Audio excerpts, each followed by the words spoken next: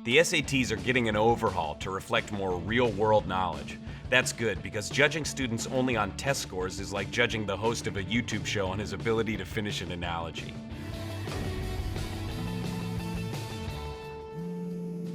America.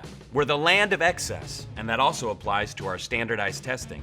We developed our first standardized tests around World War I to sort armed forces members into roles that would be good for them.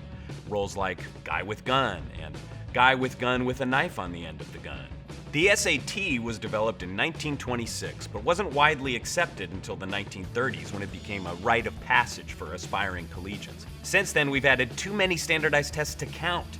The ACT, AP tests, the WISC, the MTV, the RHCP, the MICKEY, MOUSE, just to name a few that aren't real. The average student in the US takes 113 standardized tests before they graduate from high school.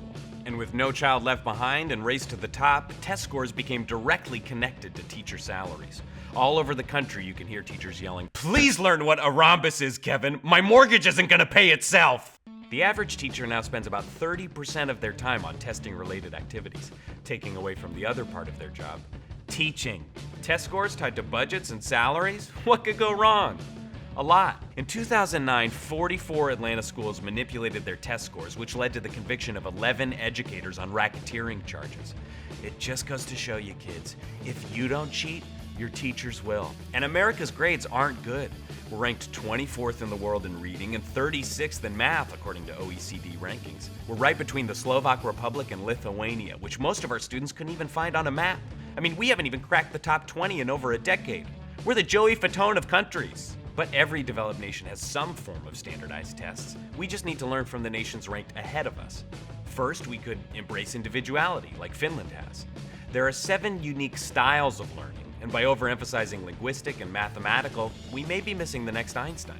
Second, less emphasis on scores. East Asian schools are embracing effort more than grades, and as a result, they're rising in the rankings every year. Third, use the money better. An international study shows a direct connection between teacher pay and teacher quality. And instead of giving the top performing schools the most money, maybe give more to schools that actually need it. If we can start to address this, we can better prepare the next generation for jobs that will have hopefully returned by then. Or, at the very least, they'll know how to find where their new job is on a map. Hey, thanks for watching The Daily Desk on 8012. Please click to subscribe, watch more videos, and just spend more time with me than you want to.